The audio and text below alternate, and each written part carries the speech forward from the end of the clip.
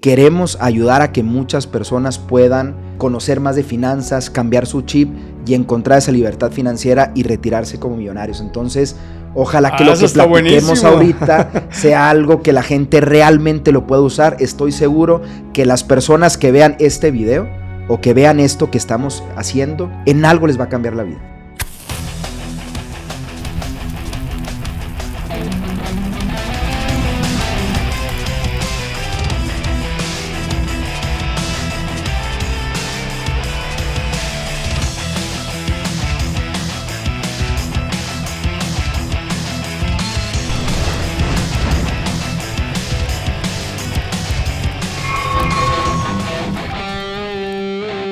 Bienvenidos mis queridos rebeldes a un nuevo episodio de Vivir en Modo Fuego y tenemos como siempre un invitado de súper mega lujo.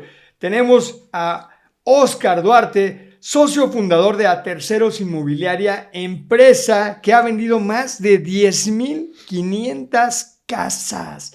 Échate ese trompo a la uña, 10,500 casas es una barbaridad. Y A Terceros, el segundo proveedor de casas más importante del Infonavit. Para los que no saben qué es el Infonavit porque son de otro país, es una empresa que otorga créditos para vivienda a los trabajadores, a los empleados. También es copropietario de Laser Concept y es CEO de PM2, una fintech que levanta capital a través de crowdfunding y que facilita que mucha gente pueda invertir en proyectos rentables y de bajo riesgo. Y esta fintech está avalada por la Comisión Bancaria y de Valores. Es una fintech que está totalmente regulada, está totalmente registrada. Es una muy buena empresa. Él es CEO y socio de esta empresa. Es ingeniero industrial y de sistemas y tiene una maestría en evaluación inmobiliaria e industrial. Con ustedes, mi querido Óscar Duarte. Bienvenido a Vivir en Modo Fuego, mi querido Óscar. Muchas gracias, Miguel, por la invitación. Quiero decirte que desde que me platicaste este concepto de vivir en modo fuego me encantó. Yo te dije quiero estar en un programa contigo y bueno, aquí estamos. Muchas gracias por la invitación. Buenísimo. Encantado de estar aquí contigo. Yo más encantado porque tener un invitado con tu trayectoria en los negocios, de la talla que tienes, de verdad que es un privilegio. Seguramente que todos vamos a aprender mucho de tu experiencia y sobre todo nos vamos a inspirar.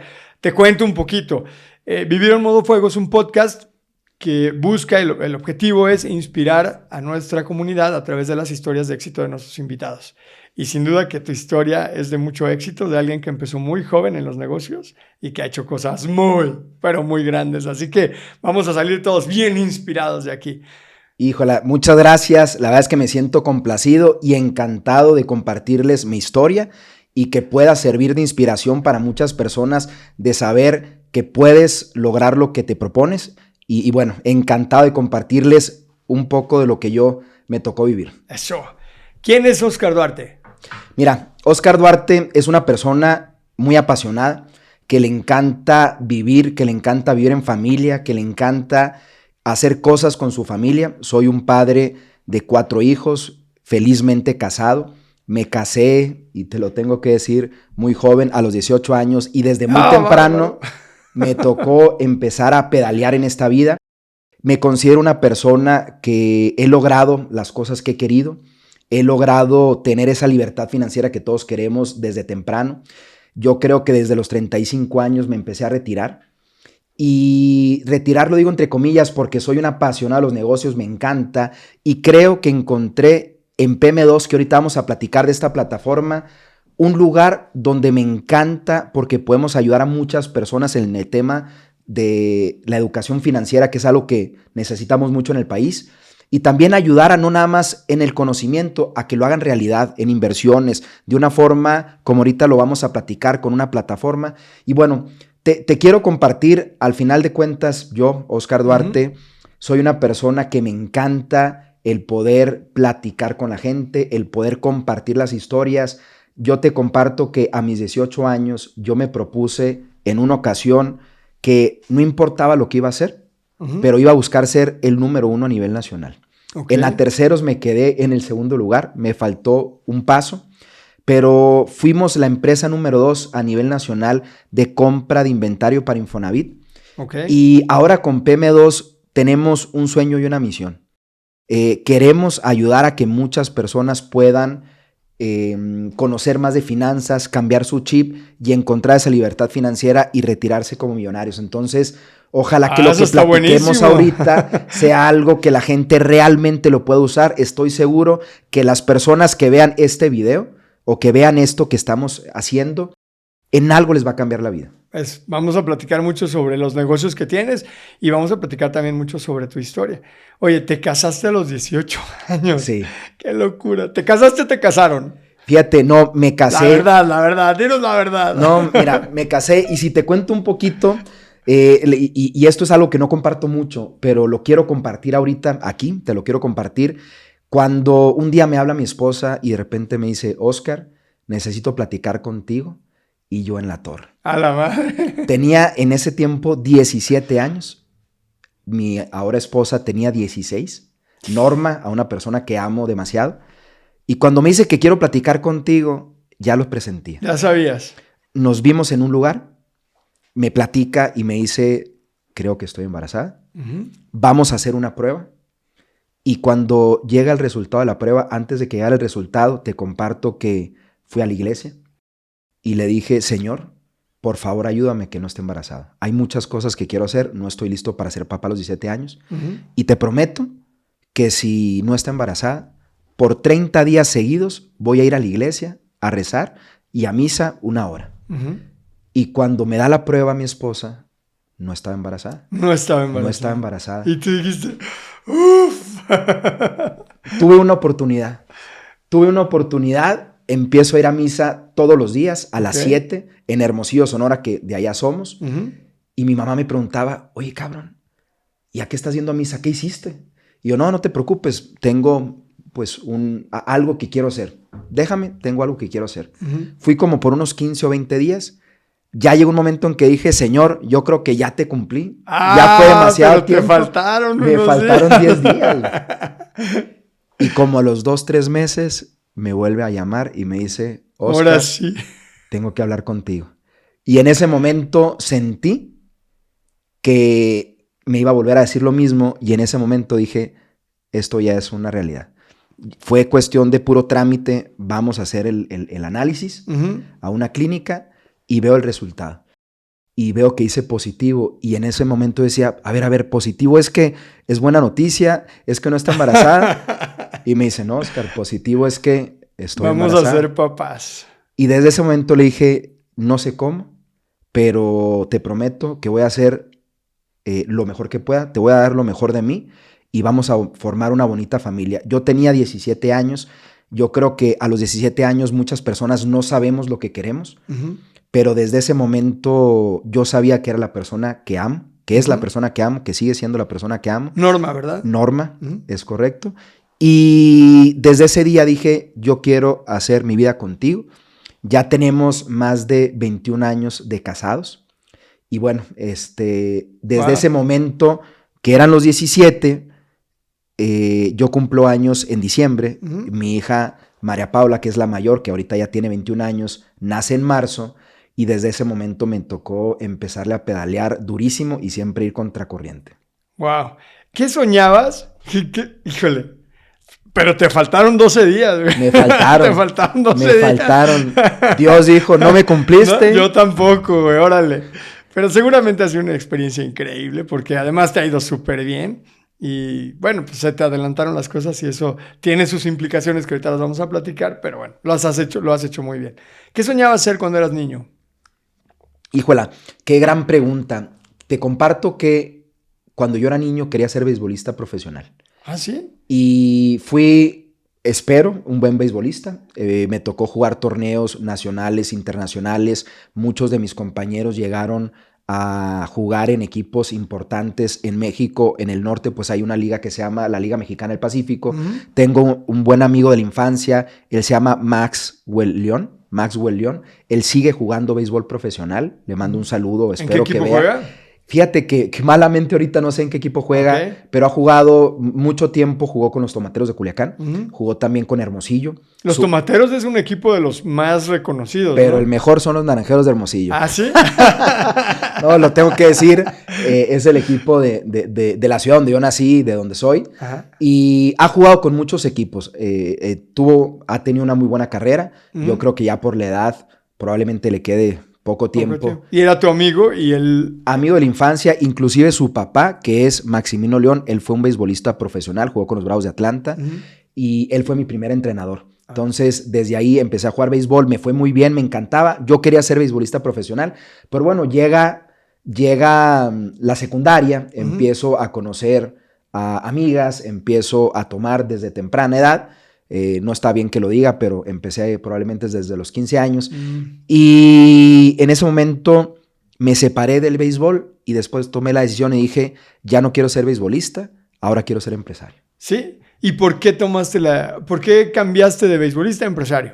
Fíjate que el tema del béisbol era algo que me encantaba. Me gustaba mucho hacerlo. Todos los domingos yo me despertaba súper temprano a ver En Familia con Chabelo, en lo que... Creo que todos nos despertábamos para todos, eso. ¿No? Y lo que me cambiaba, esperaba y que mi papá me chiflara. Él salía todas las mañanas a un negocio que tenía un súper en Hermosillo, Sonora. Y cuando ya llegaba a la casa me chiflaba y sabía que era tiempo para irme al béisbol y me encantaba.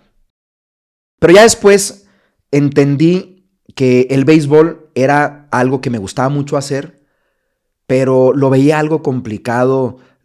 Tenía que hacer un esfuerzo, probablemente irme a vivir a otra ciudad, hacer muchas cosas. Y pensando un poquito más, en ese momento yo veía como mi papá, él siempre fue una persona muy emprendedora, mi papá José Luis, y también un tío que quiero mucho, Ángel Duarte. Los veía que ellos eran empresarios, que tenían sus negocios, y yo dije, yo quiero ser como ellos dos. ¿A qué se dedicaba tu papá? Mi papá, él empezó, él es veterinario, él estudió para veterinario y creo que trabajó nada más un año. Y a partir de ahí, él tomó la decisión de tener negocios y él tenía supermercados. Yo creo que estos supermercados, cualquier persona de Hermosillo, Sonora, conoce a mi papá y a su familia, a sus hermanos. Son 3, Salvador, Ángel y José Luis. José Luis es mi papá. Y los conoce porque fueron muy emprendedores. Tuvieron el primer supermercado que abrió hasta las 12 de la noche. Todos cerraban mucho temprano. Antes. El primero que empezó a vender vinos y licores y otros productos. El primer negocio que vendía producto americano. Todas las personas de Hermosillo, no importa dónde vivían, iban a ese supermercado. Y a mí me tocó trabajar y es algo que les agradezco mucho. Desde los 6, 7 años o antes, desde que tenía pues ya uso de razón y empezaba a trabajar empacando. Yo veía el esfuerzo de todos los días y ellos traían producto americano y todas las personas querían y se hicieron muy, muy famosos. Cuando ya llega esta cadena que antes se llamaba Price Club, que ahora es Costco, en ese momento dijeron, ya no queremos. Pero después de haber trabajado tanto tiempo, ellos empezaron con los negocios de los bienes raíces y ahí es donde yo entendí y dije, yo quiero eso. Ellos empezaron a comprar terrenos donde ahora hay cadenas como Oxxos, Benavides, ellos hicieron plazas comerciales, entonces tienen muchas propiedades en las cuales la rentan y yo veía cómo mi papá podía disfrutar de muchas cosas y yo dije, yo quiero lo mismo. Eso está padre, porque veías a tu papá que recibía ingresos, lo que hoy le llamamos ingresos pasivos. A lo mejor en ese momento no se llamaban así, pero era eso, rentas, ingresos pasivos. Y eso te da holgura para poder hacer muchas cosas. Fíjate que es algo que yo aprendí y lo veía y yo decía, ¿por qué si están ganando dinero, en lugar de irse a viajar, en lugar de gastarse el dinero, ¿por qué lo están invirtiendo? O sea, no nada más ahorrando, lo estaban invirtiendo y cada vez que podían compraban otro terreno y luego otro terreno y luego otro terreno. Yo decía, wow, o sea, lo hacen muy fácil y realmente no es que fuera fácil, sino que eran muy disciplinados, guardaban el dinero, buscaban oportunidades y después esas oportunidades que invertían se convertían en un Oxxo, se convertían en una Benavides, se convertían en plazas comerciales, recibían rentas mensuales. Y yo lo veía espectacular porque lo veía que tenía mucho tiempo para sus actividades personales. Y no faltaba el dinero. Y jamás faltó el dinero. Eso está muy padre. Y lo importante de tener un testimonio cerca Y también mentores porque te han de haber enseñado cómo se hacían las cosas desde muy chico. Por eso es que empezaste muy temprano en los negocios y le diste el giro para, bueno, ya no quiero ser beisbolista, mejor quiero ser empresario. Eso está muy bueno. Oye, y entonces, ¿qué estudiaste? De profesión, Ajá. bueno, en mi universidad es ingeniero industrial y de sistemas. Ok. Yo estudié en el TEC de Monterrey, en Hermosillo. Ok. O sea, sí te dio chance de que a pesar de que estabas casado, pudiste estudiar. ¿Cómo le hiciste para poder estudiar en el TEC de Monterrey si estabas casado? Bueno, la Y universidad... estabas muy chavo, o sea, No, ¿de dónde claro, salía la claro. lana?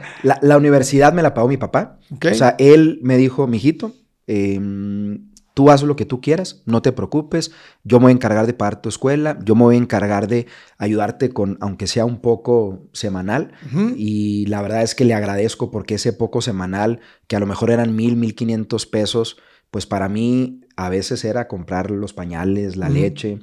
Él me ayudó cuando veía que estaba batallando mucho, me dijo, ¿sabes qué? Vete a esta propiedad, empieza ahí, no me pagues renta. Ujú. Entonces... Y también le agradezco mucho a mis suegros. Mis suegros son extraordinarias personas. Ellos nos permitieron, nos ayudaron. Bueno, al principio mi esposa vivía en casa de ellos, mi hija también. Yo iba todos los días a la escuela y terminando la escuela me iba a trabajar y después me iba a casa de mis suegros a visitar a mi esposa y a mi Y a hija. tu hija. Eso fue por aproximadamente un año y medio, Ujú. casi 2. Después ya nos fuimos juntos. Entonces me dieron la oportunidad de poder seguir estudiando. Y te apoyaron. Y me apoyaron. Oye, ¿y en qué trabajabas mientras estabas estudiando? Fíjate que en cuanto yo me entero que mi esposa está embarazada, yo dije, tengo que trabajar.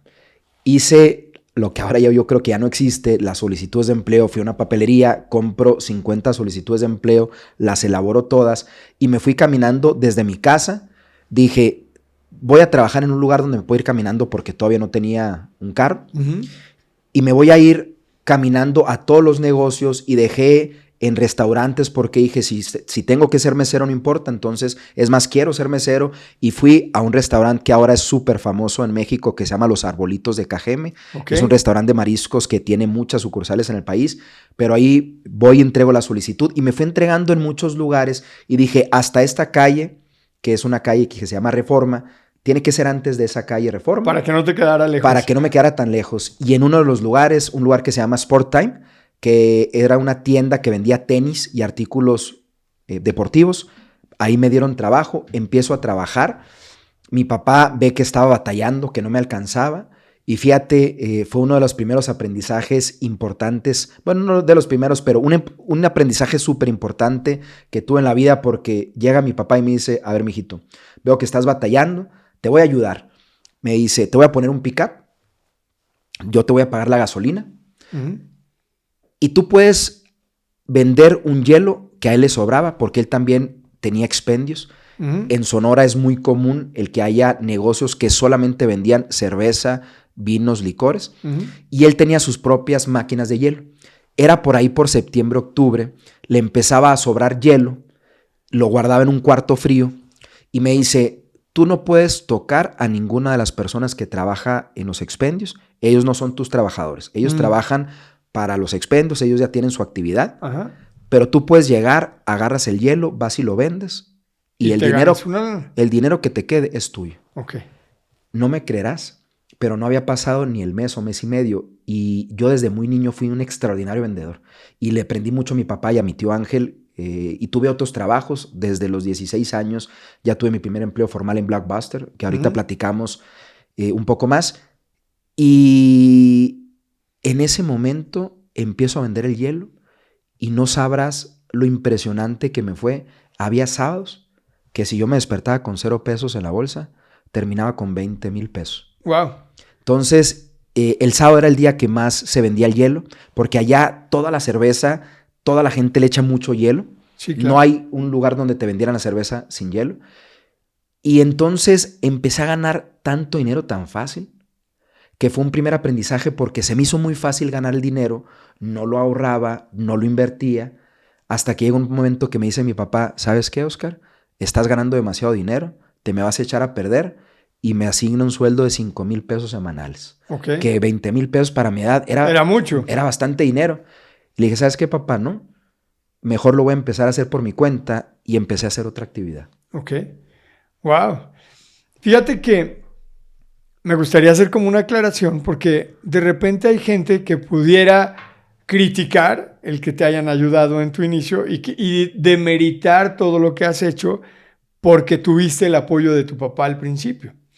De hecho, hace poquito yo subí un video donde estoy enseñando a mi hija a invertir y pasó que la gente empieza, ay, sí, pero el papá le ayudó, y como si la niña no hubiera hecho nada. Claro. Entonces, quiero hacer como este paréntesis porque hay muchos otros muchachos que también embarazan a sus novias y que también pudieran tener el apoyo de sus familias y que también pueden tener quien les ayude y no hacen nada al respecto. Claro. O sea, no aprovechan el apoyo que sus familias les brindan, no se ponen a chambear de la forma que tú te pusiste a hacerlo y desaprovechan la oportunidad. Entonces yo sí veo que aunque te hayan apoyado, de hecho qué bueno que tuviste la fortuna de que te apoyaran, pero también qué bueno que tuviste la cabeza para aprovechar el apoyo que te estaban brindando, porque la mayoría de los muchachos de 17, 18 años lo hubieran echado a perder. Claro. No se hubieran puesto las pilas y tal vez ni siquiera se hubieran hecho responsables de la pareja y de la bebé. Claro. Tú sí lo hiciste. Y fíjate, es un tema bien importante que tocas porque la realidad es que si uno como papá puede ayudar a sus hijos, pero tienes que tener límites y mi papá lo hizo. O sea, de hecho, él nunca se imaginó que iba a ser tan bueno para vender ese hielo. Porque yo llegaba a los expendios y me veían güerito, digo, y me veían vestido bien. Ajá. Y decían, ¿él qué está haciendo en esta colonia? Porque la hielería estaba en lugares donde son colonias de más bajos recursos. Uh-huh. Y decían, ¿qué está haciendo ahí? Cuando ya les platicaba un poquito la historia, la verdad es que muchas personas me apoyaron. No porque el hielo era mejor que otro, no porque les iba a dar mejor servicio, porque me quisieron apoyar. Claro. Y les agradezco mucho a esas personas.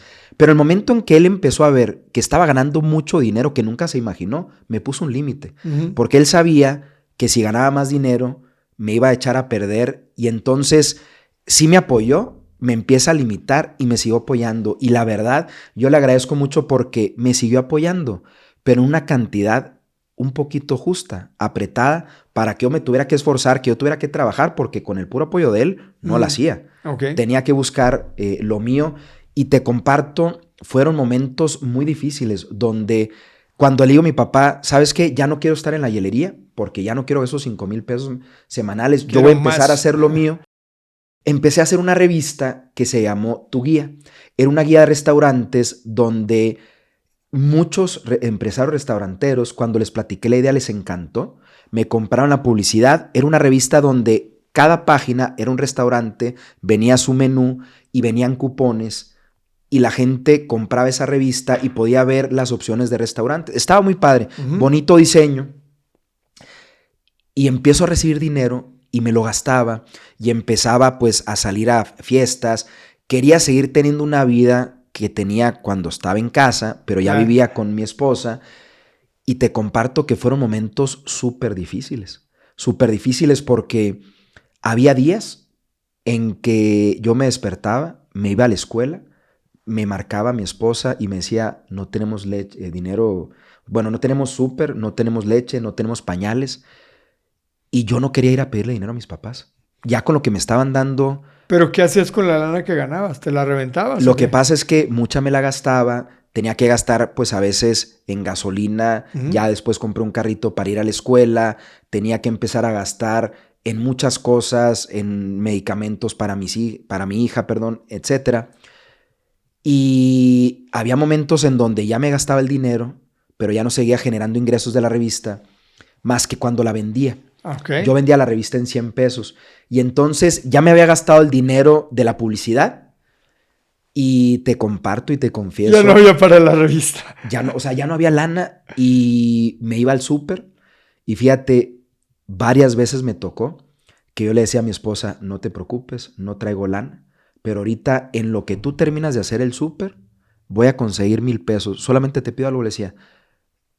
Haz un súper de 1,000 pesos, de 1,500 pesos, porque es lo que voy a poder comprar, conseguir. O menos, o 800 a veces. Y me ponía a la gente que estaba en el súper, llegaba y le decía, hola, mira, soy Oscar Duarte, tengo esta revista. Y me decían, no funciona. son un fraude esas cosas. Y cuando me lo decían, yo por dentro decía, no, y necesito ese dinero para comer. Y entonces insistía, iba por la siguiente persona y cada vez que me decían que no, era una adrenalina y decía, no lo voy a permitir, yo tengo que comprar esa leche, yo tengo que comprar esos pañales, o sea, no puedo no hacer esto para mi familia. Y me ponía y me ponía y me ponía y a lo mejor me tardaba 1 hora, hora y media o 2 horas, pero conseguía esa lana y luego ya llegábamos a la caja. Y a veces pues era difícil calcular cuánto iba a ser el precio y para mí era una vergüenza muy grande que otras personas vieran que tenía que regresar algo porque no nos iba a alcanzar. Okay. Pero fue algo que me formó y que dije, tengo que seguir trabajando y tengo que seguir haciendo cosas porque no quiero que mi familia pues esté en estas situaciones nunca más, ¿no? Oye, ¿y cuál fue el siguiente negocio después de la revista que hiciste? Después de la revista puse una cafetería. Uh-huh. Era una cafetería que se llamaba Frap en chino, como frappuccino. Uh-huh.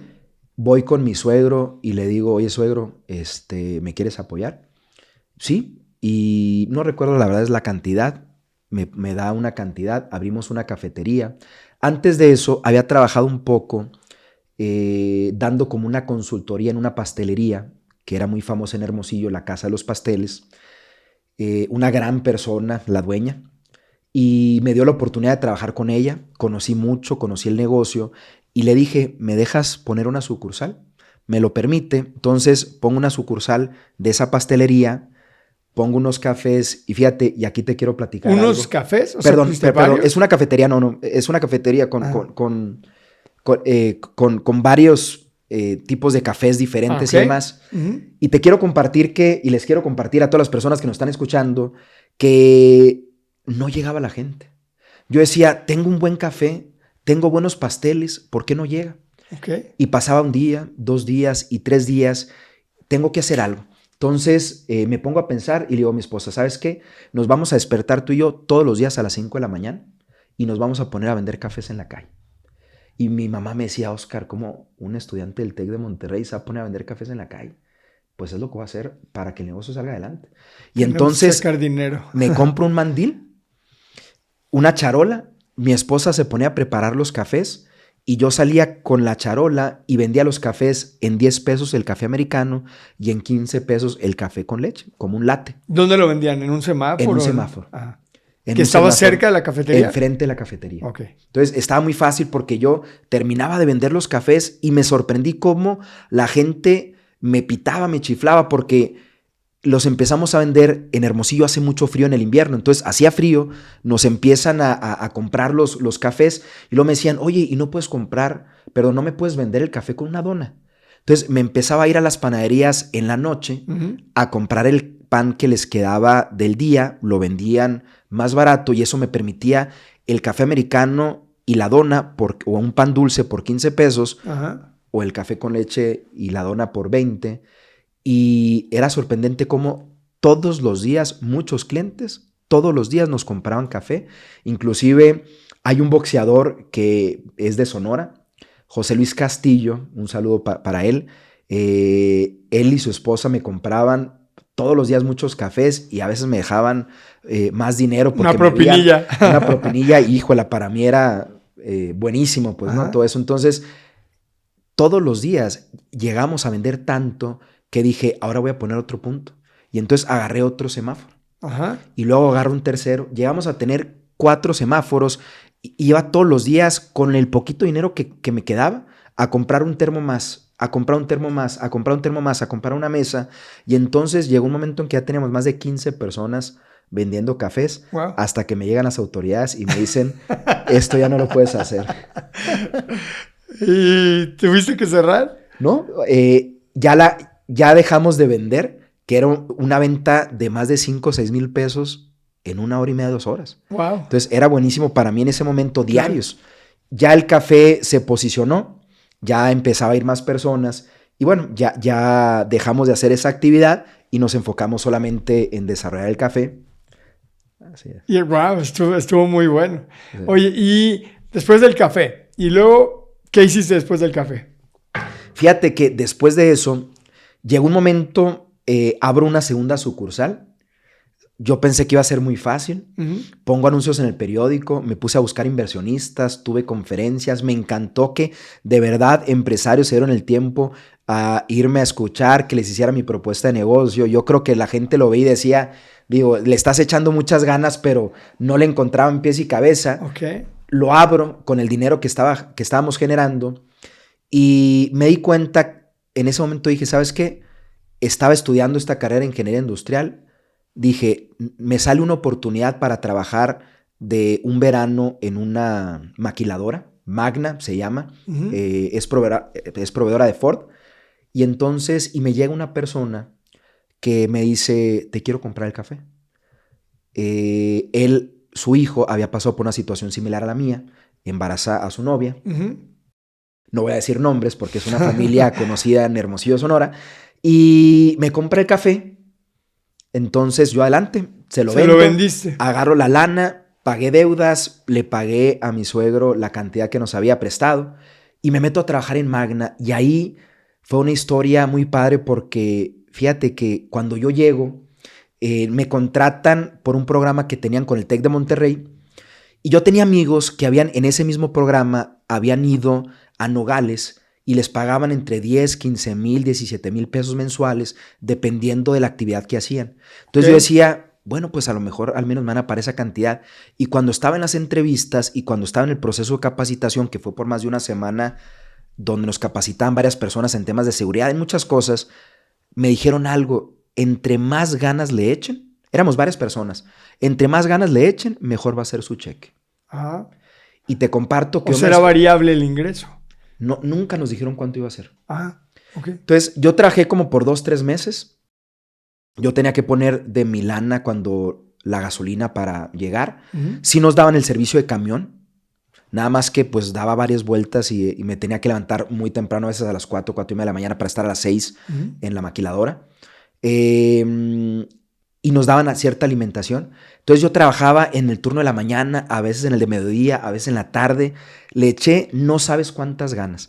Era 8, 10, 12, 15 horas diarias las que trabajaba. ¿Haciendo qué?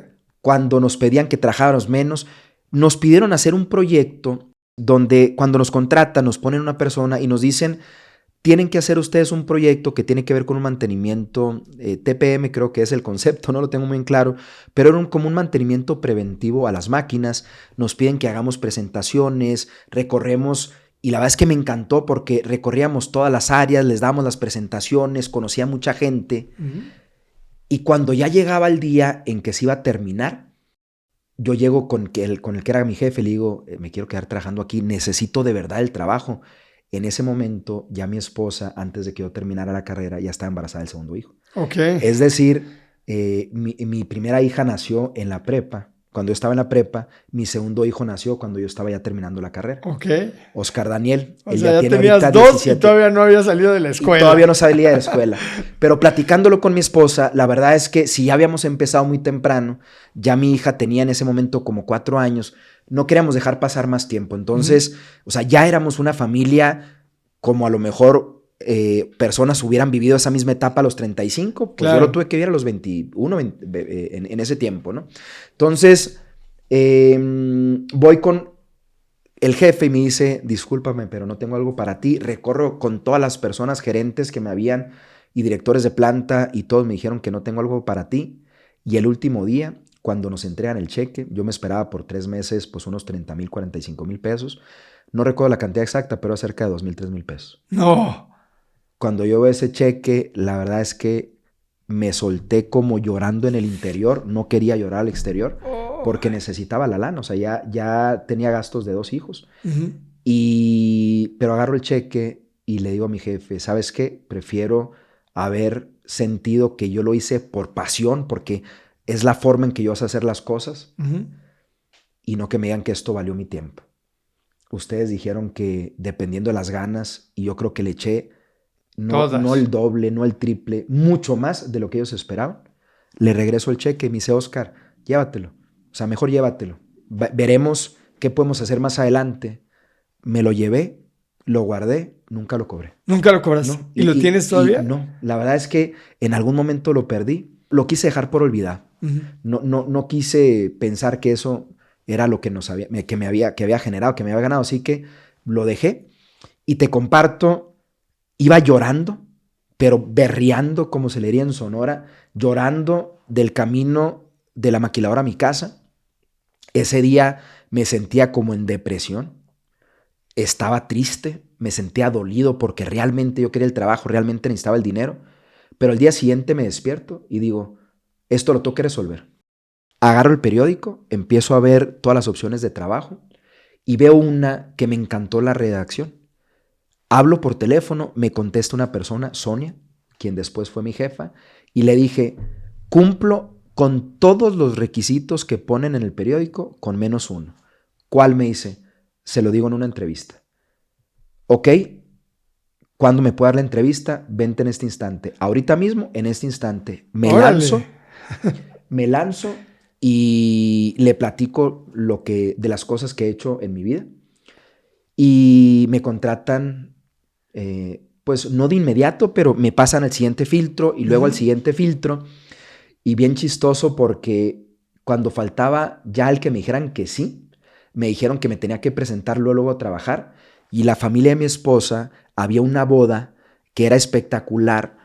Un primo hermano de mi esposa es artista. Okay. Y a esa boda pues estaban casando 2 artistas. Iban a haber muchos artistas muy famosos. Y pues yo quería estar en esa boda porque iba a ser una boda espectacular. Ajá. Y no fui. Para cumplir, no me marcaron en ese momento. O sea, pude haber ido a la boda. Ajá. Me marcaron a los días que regresó mi esposa y de inmediatamente empecé a trabajar. Y era un trabajo en una constructora que se llama Genera Desarrollos. Esa constructora ya creo que ya no opera. Y cuando me contratan, yo tenía 22 años. Y cuando me contratan, una persona que es un político sonorense, que era uno de los dueños, y su hermano, agarran un libro, lo avienta en la mesa y me dice, Oscar, tienes 3 días para leer ese libro y quiero que te contrates a un grupo de ventas de 10 vendedores, 5 prospectadores y quiero que me vendas 10 casas por semana. ¿Qué libro era? El libro se llama Sales Management. Es un libro que tiene que ver con el ser un gerente de ventas. Ok. ¿Está bueno? Buenísimo. Lo leo en 2-3 días. Rapidísimo, empiezo a hacer muchas cosas que decía el libro, contrato a las personas con muchas estrategias que decían, y en ese tiempo yo creo que los dueños no se quisieron arriesgar totalmente conmigo, me veían con muchas ganas, pero contrataron a otro gerente. Y el día que me contratan me dice, aprende mucho de Alfonso, que es el otro gerente, porque es un extraordinario vendedor, ha trabajado en varios lugares, y me dice, aprende mucho de él para que algún día llegue a ser igual de bueno que él. Desde ese día, haz de cuenta que le pusieron una tumba porque soy una persona exageradamente agresiva y competitiva en el buen sentido de la palabra. Okay. Desde la primera semana, no hubo una semana en que el equipo de ventas que él hizo vendiera más que nuestro equipo de ventas. Y yo terminé en esa empresa, nomás trabajé como 1 año, pero para mí fueron como 10, porque era intensamente todos los días. Me contrataron para que vendiera 10 casas por semana y terminé vendiendo como 40 casas por semana. Wow. O sea, 4 veces. 4 veces lo que te habían pedido. Lo que me habían pedido. Y sobre todo el aprendizaje que debes haber tenido ahí, haber sido brutal. Fue un aprendizaje extraordinario. Te comparto, era un fraccionamiento de interés social. Se llama Tierra Nueva ese fraccionamiento. Y es un fraccionamiento que a mí en lo personal me encantó porque aprendí mucho, pero lo vendí como vivienda nueva y más adelante en la empresa de A Terceros nos tocó ganar una subasta donde compramos más de 200 casas y ya las vendimos en una segunda vuelta, pero era un fraccionamiento que amaba porque fue de mis primeras experiencias laborales ya muy formales. Entonces terminamos vendiendo, como te decía, 40 casas. Fue un fraccionamiento que a mí en lo particular me encantó. Uh-huh. Oye, ¿y en qué momento ya te empieza a ir bien como empresario? ¿Cuál fue la primera empresa en la que dices, ahora sí ya me está yendo bien como empresario? Ya saqué adelante todo, ya aprendí un montón, ahora sí me estoy consolidando como empresario. Claro. Fíjate, te comparto, cuando estaba en esta empresa ya de Tierra Nueva, una de las cosas que más me funcionó y que más me sirvió es que me iba tocando en las colonias, vamos a decir, invasiones que había ahí en ese momento en Hermosillo, que luego se fueron formalizando como en colonias. Eran calles no pavimentadas, tocando puerta por puerta para preguntar si las personas tenían un crédito Infonavit y si lo tenían disponible, en ese momento le decíamos, súbete al carro. O sea, bueno, obviamente los invitamos, pero si te subes al carro, te vamos a llevar a que conozcas tu nuevo hogar. Se subían al carro y ahí era como vendíamos muchas casas. Pero en ese momento, mucha gente me decía, ¿sabes qué? Yo quiero comprar una casa de una tercera persona. Yo quiero comprar una casa que no sea nueva de fraccionamiento, que esté más cerquita aquí. ¿Por qué? Y en ese momento entendí lo que la gente necesitaba y quería. Resulta que cada vez los fraccionamientos nuevos están más lejos, están más caros, tienen menos metros de construcción, tienen menos metros de terreno.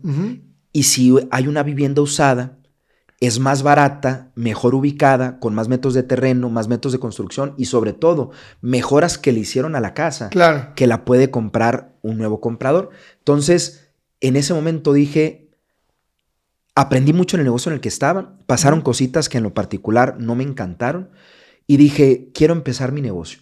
Yo en ese momento, fue una historia muy padre, conozco a mi socio que se llama Jorge Acedo Rivas. Él ha sido mi socio por más de 16 años. En esta empresa que fundamos juntos, que se llama A Terceros. En ese momento ya la fundaron. En ese momento la fundamos, pero haz de cuenta que yo estaba en un curso de capacitación de ventas y lo estaba tomando, la empresa me lo paga. Yo pedí que si me lo pagaran y lo aceptaron. Y en ese momento yo ya empezaba a pensar en que me encantaría dedicarme a los bienes raíces. Te platicaba, ya había aprendido muchas cosas. Ya tenías experiencia, de experiencia y testimonios. Claro, y ya lo había, o sea, veía lo que mi papá hacía, luego lo hice como trabajador y dije, quiero poner una empresa. Y el último día de ese curso de ventas, Jorge se para enfrente de todos nosotros. Él era uno de los expositores, extraordinario conferencista, extraordinaria persona en capacitaciones y conferencias. Se para y enfrente de todos nos dice, tengo años dedicándome a mi pasión, pero quiero empezar a hacer un negocio donde pueda generar un patrimonio para mi familia. Y dije, wow. Cuando yo lo conozco, yo dije, esa persona yo quiero que sea mi socio. Y es una experiencia muy padre porque a veces me cuestionaba inclusive mi familia, mi esposa, y me decían, oye, Oscar, a ver, ¿tú estás poniendo la idea del negocio? Sí. ¿Tú le vas a dedicar los primeros años al negocio de tiempo completo y él no le va a poder dedicar el mismo tiempo en lo que empiezan a generar dinero? Sí. Okay. ¿Tú vas a poner la primera lana y le vas a dar el 50% del negocio? Y yo dije, a mí no me importa ahorita el porcentaje. Yo quiero que él sea mi socio porque él tiene las características y cualidades que yo no tengo, experiencia y otras cosas. Y entonces yo dije, yo quiero que él sea mi socio. Le ofrezco que seamos del 50 y 50. Y cuando empezamos A Terceros, la verdad es que empezamos a comercializar casas donde tocábamos puerta por puerta, buscando quién quisiera vender su casa. No teníamos el dinero para comprar, le ayudamos a venderlas. Nos empieza a ir bien, pero todavía no generamos mucho dinero. Y llega por segunda o por tercera o cuarta ocasión mi papá a quererme ayudar y me dice, oye, Oscar, veo que le estás haciendo bien. ¿Y si le metemos una lanita, 200,000 pesos, qué pudieras hacer? No, pues compro arriba una casa. Órale, mañana ven por ellos. Me firma un cheque mi tío Ángel, compro una casita con esos 200,000, la arreglamos y la vendemos y con esa lana, en lugar de comprar otra, comercializo 5 o 6 propiedades donde llego con la gente y les digo, no te la puedo comprar toda, te voy a dar una lana, te ayudo a que empieces a pagar tus deudas, yo le voy a rehabilitar la casa. ¿Cuánto querías por la casa? Por ejemplo, 150,000. Yo te voy a dar 180,000 o 190,000 porque va a generar más valor, pero permíteme quedarme con la diferencia. Y la gente aceptaba porque le daba más dinero. Ok.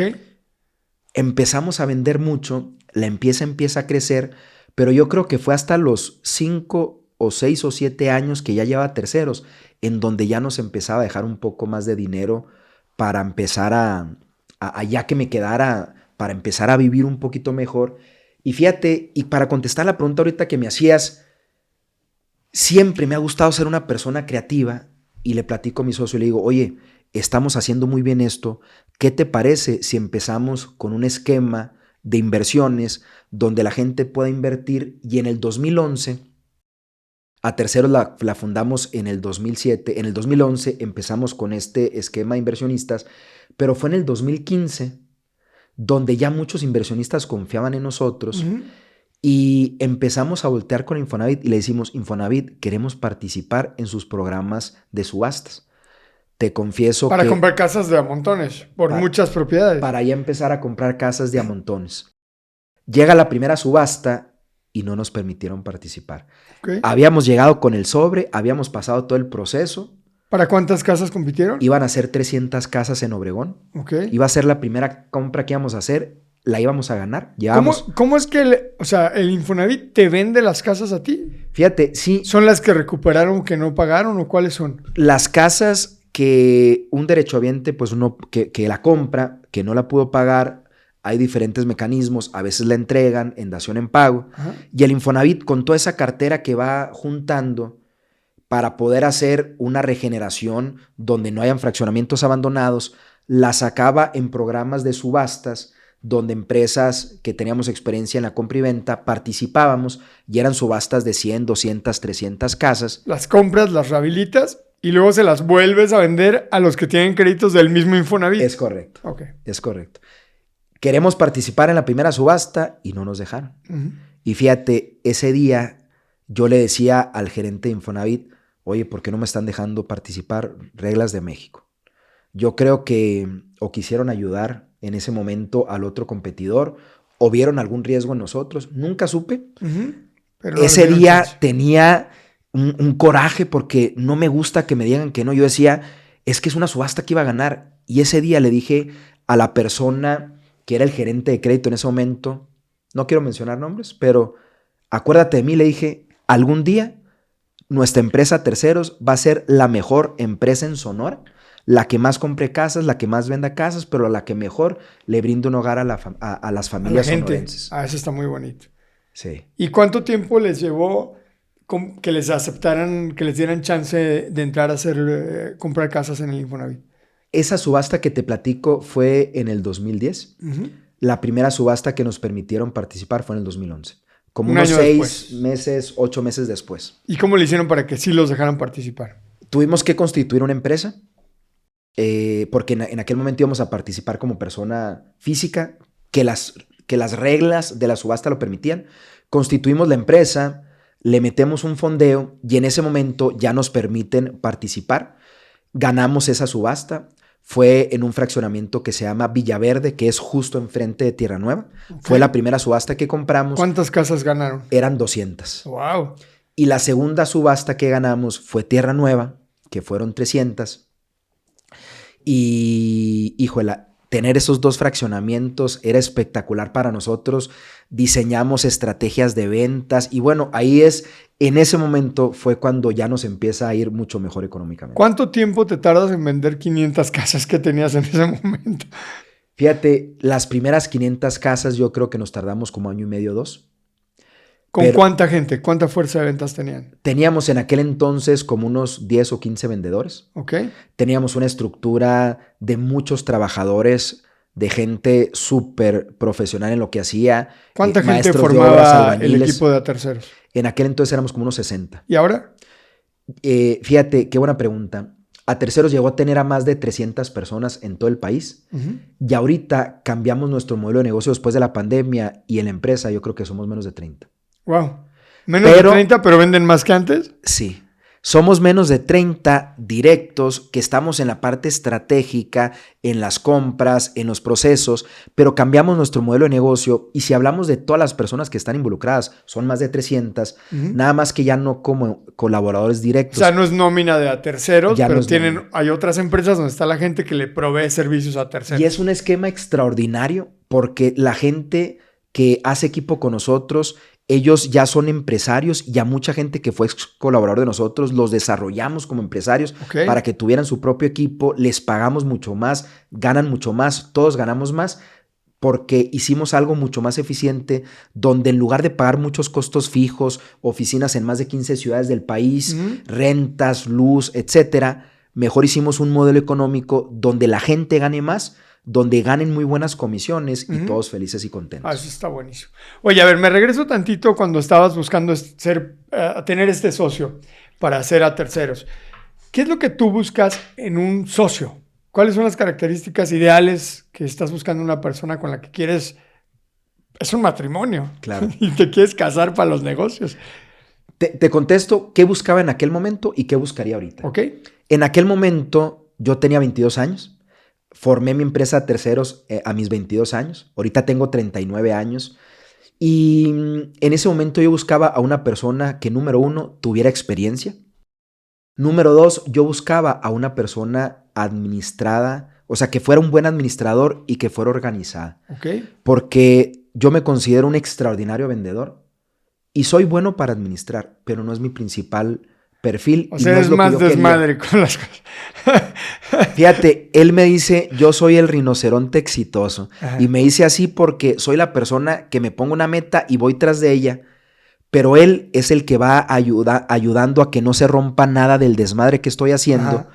Y es tanto el éxito que tuvimos como en esta relación, Ajá, que uno de nuestros colaboradores, Kevin, nos regaló en una Navidad un dibujo donde estaba el rinoceronte exitoso y Jorge, es un dibujo muy padre, muy bonito, okay, ahí cuidando todo. Entonces, a ver, buscabas en ese momento que tuviera experiencia y que fuera muy bien administrado. ¿Qué más? Y sobre todo, que fuera una persona que fuera honesta. Yo lo veía a él y lo veo y sigue siendo, es una persona intachable, que me encantó como socio.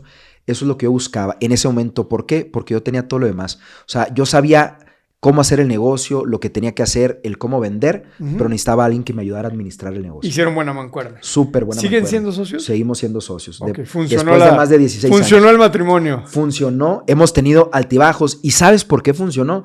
Y a la gente que nos está viendo, esto es un consejo que les quiero dar. Nos dimos la oportunidad de algo que yo le llamo tener la gran conversación.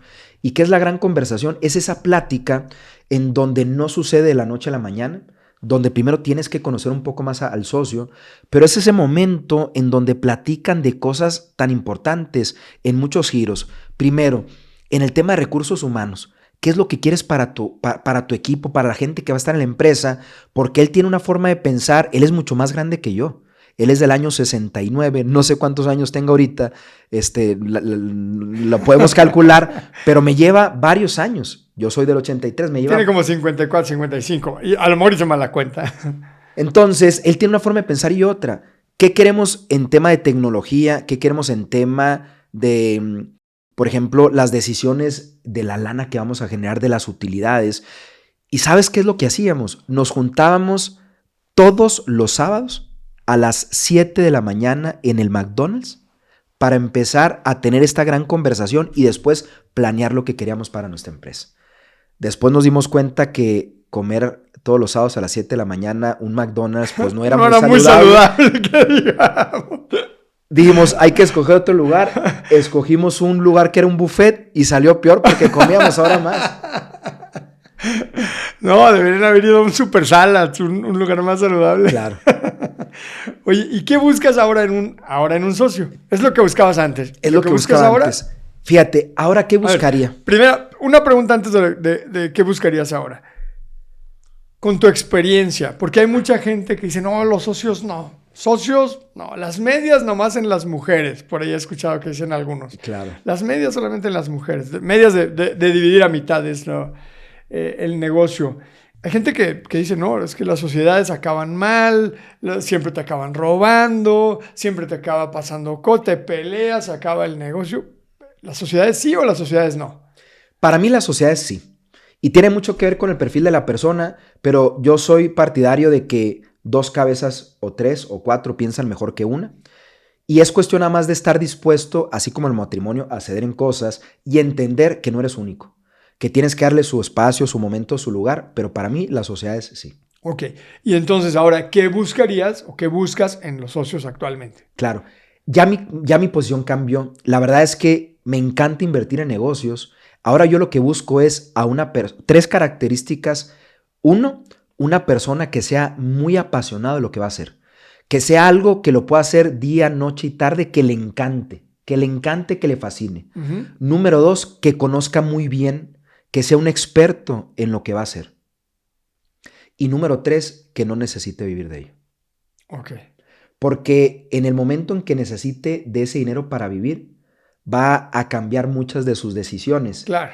Y van a ir en contra del negocio. Esas claro, son las 3 cosas. Porque le quiere sacar lana al negocio. Porque le va a buscar le sacar urge lana. que le saque la lana al negocio. Exacto. Entonces, igual a lo mejor vemos algún préstamo, te pongo un dinero, buscamos la forma. Un esquema. Pero que el negocio pueda estar 1, 2, 3, 5 años sin que se le saque dinero para que realmente se pueda fortalecer como negocio. Ok. Y actualmente tienes, bueno, ¿cuántas casas ha vendido a terceros hasta el momento? A terceros, este año ya vendió más de 10,500 casas en todo el país. Wow, 10,500 casas, una locura. La verdad es que, digo, está mal que lo diga, pero me siento muy chingón. Ajá. Y me siento muy placentero y no es algo que hice solo. La realidad es que es algo que un extraordinario equipo hizo y que realmente ya ahorita yo ya no participo en la operación. Yo desarrollé a un director general que se llama Marlon Tapia. Él es el que se está encargando de la empresa, pero hay un equipo extraordinario en todas las áreas y que nosotros le dedicamos demasiado a desarrollar un equipo. Y por eso es que el equipo, al saber lo que tiene que hacer, al convertirse en experto y ayudarles a que tengan las herramientas, el conocimiento, los sistemas para hacerlo, la verdad es que ya para nosotros ahorita vender 1,000, 2,000 casas al año puede escucharse un número grandotote y sobre todo porque no son en el mismo fraccionamiento. No es lo mismo decir vender 2,000 casas que estén en un solo fraccionamiento a que estén repartidas por toda la República. Por toda la República, es diferente. Es súper diferente. ¿Y cuál es la meta de a terceros? ¿Cuántas casas o la meta de Oscar Duarte? ¿Cuántas casas te gustaría vender? Fíjate que platicando con el equipo, aunque en el 2018 vendimos 2,000 casas, yo les digo, vamos a cambiar nuestro negocio. Ya no quiero cantidad. Ahora quiero una calidad extraordinaria y que todos ganemos mucho más. Y entonces, ahorita nuestra meta son 750 casas. Con 750 casas ahorita ganamos muchísimo más que con 2,000 casas en el 2018. ¿Por qué? Número 1, porque ya no tenemos costos operativos tan altos. Nuestros costos operativos eran altísimos. Al tener 300 personas en nómina, más todas las personas que estaban en obra, que no estaban en nómina directa, pero que les pagábamos, dejábamos mucho dinero en gastos administrativos, como te decía ahorita, rentas y demás. Entonces nos convertimos en una empresa que ya ahora es tecnológica en venta de casitas, donde todo lo hacemos con tecnología y tenemos a personas que están súper preparadas y capacitadas y entonces somos muchísimo más rentables. Y lo que hacemos ahora es compramos más casas en volúmenes más grandes, más baratas. Con mejores precios. Le metemos un poco más de dinero. Para darte una idea, antes en una rehabilitación a lo mejor nos gastamos 40,000 pesos. Ahora nos gastamos 120,000 pesos. Le construimos una recámara adicional. Entonces lo que hacemos es, le aumentamos de valor a la casa, pero también le aumentamos de mucho valor a la casa que le vamos a entregar a una familia. Eso nos permite tener más márgenes y por eso es que ganamos muchísimo más. Vendiendo 3 veces menos. ¿Y cómo le haces para remodelar las casas o rehabilitar las casas en tantos lugares de la República y no perder la calidad y que no te roben el dinero? Claro. Porque pues tienes que administrar a mucha gente en muchos lugares, ¿no? Claro. Albañiles, arquitectos, ingenieros, no sé qué tipo de gente es la que colabora para la rehabilitación. En cada ciudad donde nosotros tenemos una casa, tiene que haber una persona que haga los trámites. En Infonavit, en dependencias de gobierno, tiene que haber los vendedores, tiene que haber personas que hagan la rehabilitación, tiene que haber personas inclusive que hagan desalojos, y esto a lo mejor se escucha un poquito feo, pero a final de cuentas es llegar, hay familias que a veces están invadiendo temporalmente casas, y es el invitarlos a que la desalojen y le damos un apoyo para que se muevan a otro lugar, o les ayudamos a que compren esa misma casa. Siempre es una extraordinaria oportunidad de que puedan ellos mismos comprar la casa. Entonces, es el primer cliente que se lo ofrecemos. Y para todo eso se necesita alguien que administre toda esa operación. Entonces, en cada ciudad desarrollamos un modelo que se llama RCs, donde en cada ciudad tenemos a muchas personas que ellos ya son los pequeños empresarios, que los hemos desarrollado como empresarios, que les damos las propiedades, la plataforma tecnológica, los recursos, la marca, pero ellos le ponen cuerpo, alma y corazón, donde hacen la actividad y nos ayudan a lograr la meta de a terceros, que es una meta bonita y que me encanta, de ayudar a que miles de familias puedan estrenar un nuevo hogar en todo el país, ¿no? Eso está buenísimo. Oye, a ver, y luego, sé que ahora tienes una fintech, eres dueño de una fintech, eres el director general y socio, no sé en qué proporción, de una fintech. ¿En qué proporción? Ahorita estamos en un proceso de cambio donde hay una persona que probablemente lo conozcan, él se llama Darren Wicks, él se va a quedar con el casi 50% de la empresa, Ajá. yo también casi 50 y un par de personas van a tener como otros 5 puntos de la empresa. Ok, entonces... Vamos a decir así, el 40 y tantos por ciento 47.5%. de la empresa. Y esta es una empresa financiera tecnológica, se llama FinTech, Ajá. y a través de ella están levantando capital, lo que hoy conocemos como crowdfunding, para financiar proyectos de inversión de bajo riesgo. Así es. Ok, la mayoría de la gente probablemente no tenemos ni idea de qué es una FinTech, entonces vamos a empezar por ahí. ¿Qué chihuahuas es una FinTech? Fíjate, una FinTech, el nombre lo dice, una financiera tecnológica, pero si lo desmenuzamos un poco más, es brindar una solución financiera que puede ser préstamos, inversiones, a través de una plataforma tecnológica, de una aplicación o una página web, donde el usuario, de una forma mucho más sencilla, pueda recibir estos servicios financieros y las empresas como nosotros no tenemos gastos fijos fuertes como un banco, por ejemplo, que tiene sucursales y sueldos y demás.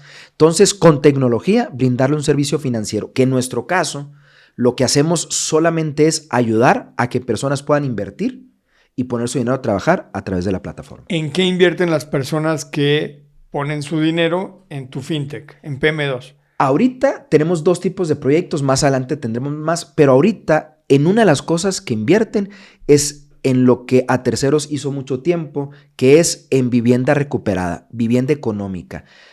Y para mí es una de las inversiones más fáciles, más extraordinarias, más rentables, pero además que con esta inversión es algo que yo le llamo una inversión con una extraordinaria intención, donde las personas que inviertan a través de la FinTech van a ayudar a que muchas personas estrenen una casa.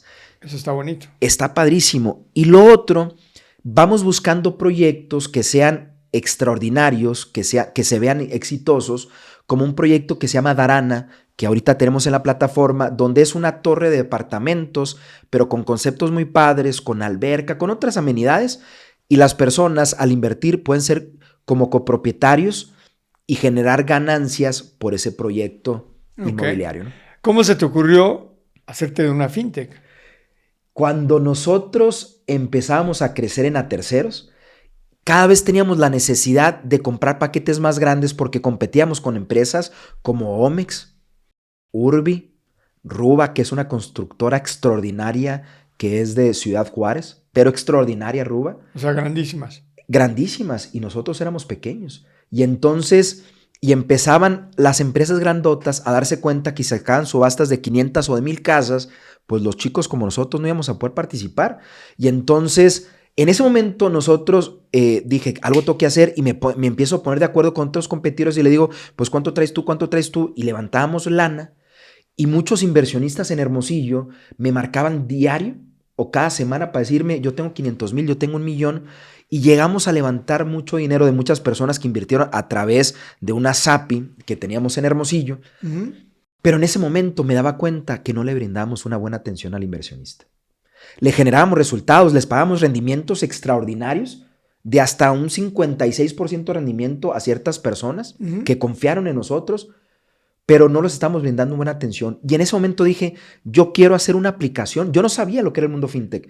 Yo quiero hacer una aplicación en donde podamos atender en el instante a nuestros inversionistas mucho mejor que si estuviéramos Jorge, mi socio, y yo 100% dedicados en la atención al inversionista. ¿Qué es lo que tú veías que no, o qué significaba no dar una buena atención, o qué significa dar una buena atención? Básicamente, como eran más de 200 inversionistas, eran 200 inversionistas que querían recibir, bueno, más bien que les mandábamos reportes y que no los podíamos entregar puntualmente, porque no teníamos la información lista.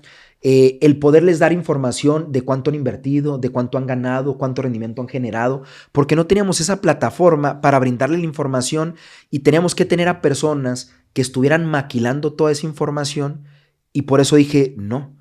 Claro.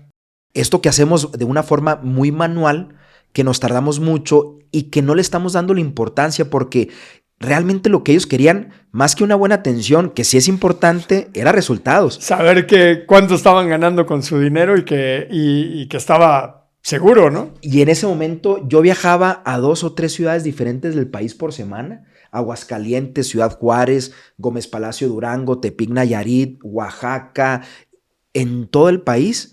Y en ese momento, pues mi cabeza era para poder estar desarrollando las fuerzas de venta y vendiendo, mi socio en la parte administrativa, pero no teníamos esa oportunidad de dar una buena atención a los inversionistas. Y a través de una fintech lo resolvieron. A través de la fintech lo resolvimos. Ahora, ¿todo mundo puede tener una fintech? No.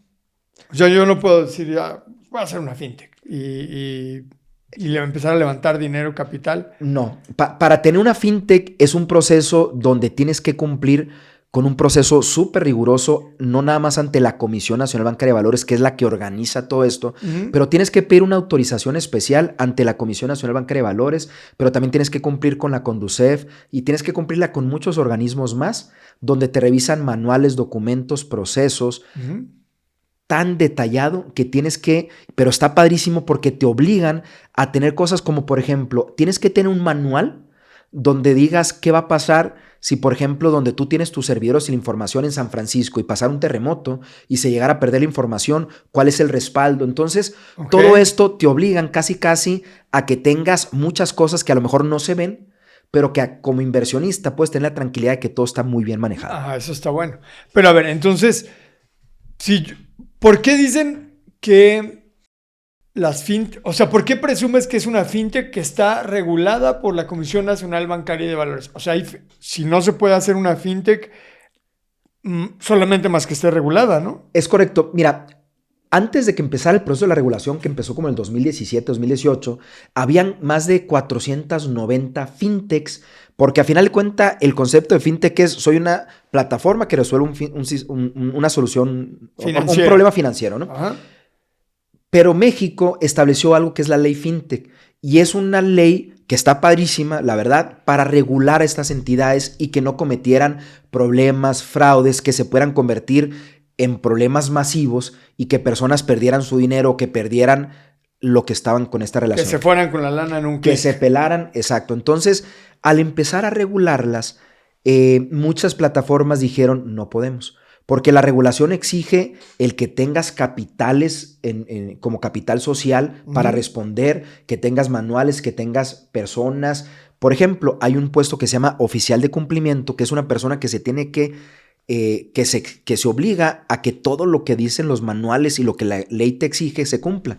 Entonces, por eso es que no cualquiera puede tener una fintech si no pasó por este proceso de regularización y de autorización ante las autoridades mexicanas. Entonces, hoy tener una fintech que no esté regulada es ilegal. Es correcto. En México. Es correcto. Ok, por eso hay muchas que se dan de alta en Timbuktu y que operan en donde les dé la gana, pero ponen su registro o su corporativo, si es que tienen corporativo en otros lados. Ahora, pudiera ser el caso que existiera una plataforma que el servicio que esté solucionando no esté dentro de los servicios, pero por ejemplo, para poder levantar dinero, para poder prestar dinero, para poder hacer muchas cosas, están dentro de la ley fintech, esas no pueden operar. Ok, y para que tengas la licencia o la autorización de la Comisión Nacional Bancaria de Valores, ¿cuánto tiempo lleva? ¿Cuánto tiempo les llevó a ustedes? Es un proceso que puede tardar más de un año. Nosotros lo empezamos a hacer en marzo del 2020.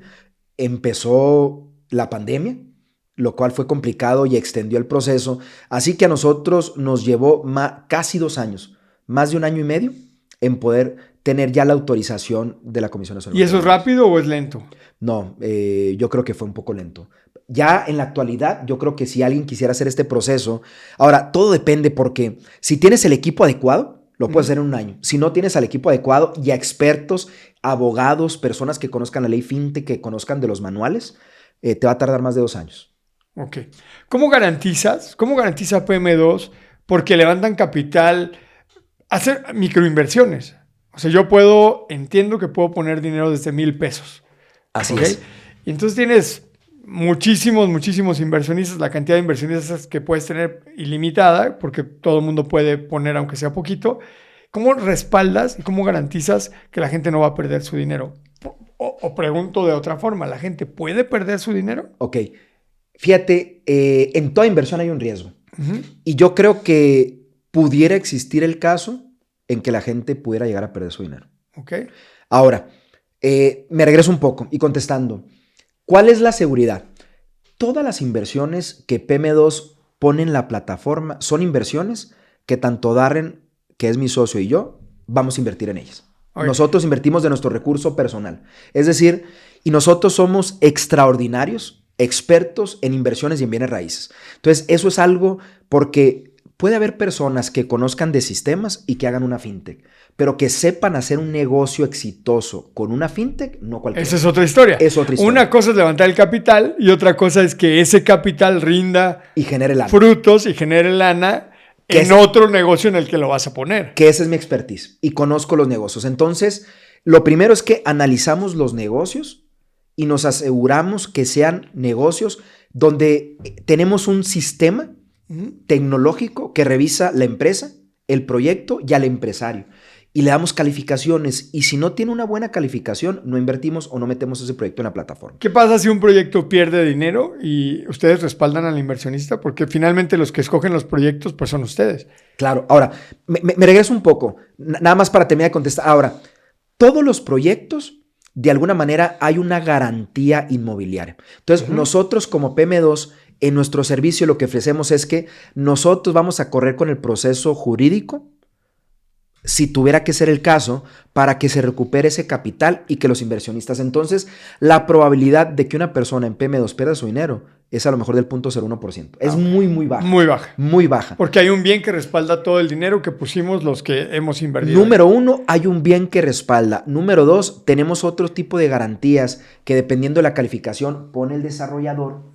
Y número 3, la realidad es que lo que nosotros hemos hecho y que hemos tenido un gran éxito es que invertimos en proyectos que no son tan grandes. Por ejemplo, si invertimos en una casita, los inversionistas meten 200,000 o 300,000 pesos, entre muchos. Y se compra y se arregla y se vende una casita muy rápido, donde siempre hay un desarrollador, que es personas que nosotros conocemos, que tenemos experiencia con ellos, que sabemos cómo trabajan y que lo hacen muy bien. Y entonces le mandamos el dinero a ese desarrollador, termina de arreglar una casa, ya existe una casa, la termina de arreglar, la vende, y por eso es que nuestros inversionistas muchas veces en 3, 4 meses recuperan capital y rendimiento, extraordinario rendimiento.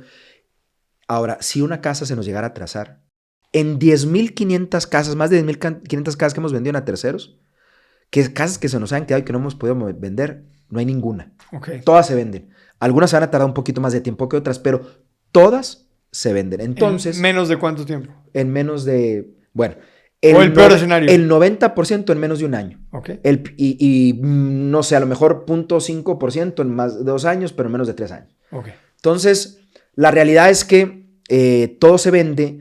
Y entonces, contestando tu pregunta, la realidad es que si una persona vemos que un proyecto se está atrasando y que los inversionistas no van a poder recuperar su dinero, pero se está vendiendo todavía esa propiedad, ahí es donde nosotros como PM2 pudiéramos comprar esa participación, ese proyecto, pagarle a los inversionistas, porque estamos hablando de 300,000 pesos. Reembolsarle el dinero, sus correcto. Intereses, si ustedes se quedan con la propiedad y corren el riesgo. O que lo pasen y lo que lo inviertan en otro proyecto. Eso está buenísimo. Oye, sé que en esta plataforma de PM2 pueden tener ganancias por interés compuesto. Claro. A ver, explícanos qué es el interés compuesto, pero explícalo para niños de primaria. Perfecto. Perfecto. Vamos a explicarlo. El interés compuesto se dice que es generar interés sobre interés. ¿Y qué significa esto? Vamos a pensar en una inversión de 1,000 pesos. Una persona que invierte en un proyecto desde 1,000 pesos, hay inversionistas que pueden generar hasta un 18% de rendimiento anual. Eso significaría... En tu proyecto. Es correcto. Porque puede haber interés compuesto en otros proyectos que generen más o menos. Claro. Okay. Ahora, vamos a hablar de un interés simple del 18%. Esto significa que esos 1,000 le van a generar 180 pesos de ganancia, que es el 18%. Ahora, en los proyectos que nosotros tenemos, normalmente un inversionista le puede dar 2 o 3 vueltas en el año. Y ahí es donde entra el interés compuesto. ¿Qué significa? El inversionista invirtió 1,000 y le generamos... Eso, la parte proporcional de esos 180 pesos, supongamos que fue en 6 meses 90 pesos. Y entonces ahora ya tiene 1,090. Vuelve a invertir y le vamos a generar otra ganancia que ya no van a ser 90 pesos, ahora ya es mayor. Y entonces cada año, cuando tú recuperas capital y ganancias, al volver a invertir es de esa capital y ganancias. Entonces tu rendimiento cada vez es mayor y ese es el interés compuesto, que si lo habláramos en términos de los bancos, cuando tú estás pagando un crédito, estás pagando un interés compuesto. Claro. Y la realidad es que por eso cuando tú sacas un crédito, una casa de 300,000, a lo mejor en 20 años terminas pagando más de $1,000,000, 3 o 4 veces más de lo que vale tu propiedad. O sea que lo que estoy entendiendo que es el interés compuesto es que yo invierto una cantidad por la cual voy a recibir unos intereses. Así es. Y cuando se vence el plazo, reinvierto Capital el y ganancia. capital y el interés y me vuelven a pagar intereses sobre ahora la cantidad que es un poquito mayor. Es correcto. Porque se suma el capital original más el interés que gané en ese periodo, se suma y el nuevo interés que me pagan es sobre la suma de esas dos cosas. Es correcto. Ahora, y algo que te quiero decir es, hay muchas personas que están ahorita en las redes sociales hablando de finanzas, de interés compuesto y demás, y lo que les puedo decir es que mucho de lo que hablan es cierto. Y en PM2, eso que han visto y han aprendido, lo pueden aplicar. Donde básicamente, hablando del interés compuesto, Albert Einstein, desde hace muchísimos años, decía que era la octava maravilla del mundo. Y esto es porque si hablamos en cantidades, muchas personas al invertir en PM2 $2,000 mensuales, $2,000 mensuales, y si lo hiciera por 30 años, esos $2,000 mensuales pues serían aproximadamente 240,000, 480, 760,000 pesitos. Ok. ¿No? Invertirían 760,000 pesitos, pero esos 760,000 pesitos, por el interés compuesto que cada vez va creciendo, creciendo y creciendo y creciendo, se pueden convertir en más de 20 millones de pesos. O sea, entonces, más de 1.25 millones de dólares, más o menos. Es correcto. Entonces, cuando nosotros decimos que todos se pueden retirar como millonarios, es que la realidad es que si nosotros, de alguna manera, tanto en una pareja, mamá y papá, que puedan trabajar, que tengan un ingreso y que hagan el esfuerzo para invertir aunque sea $1,000 mensuales y que no tomen decisiones de gastos hasta decir, yo puedo ahorrar mis 1,000 y 2,000, ya gano más dinero, ok, puedo gastar un poquito más, pero si todo el mundo invirtiera $2,000 mensuales, se puede retirar como millonario. Claro.